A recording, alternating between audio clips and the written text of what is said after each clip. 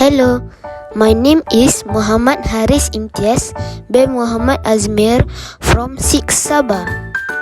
Today, I would like to show you a tutorial on how to tie a school tie.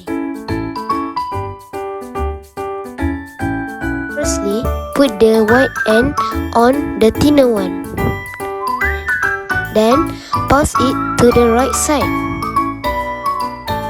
Then, pass it through the big loop.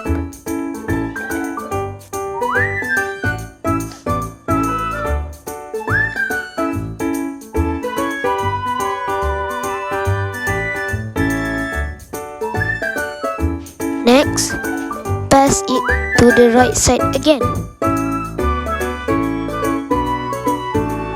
Then, pass it through the big loop again.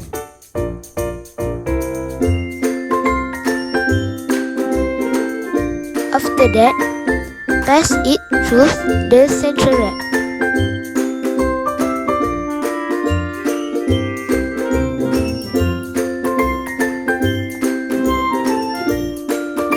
Bring it out completely.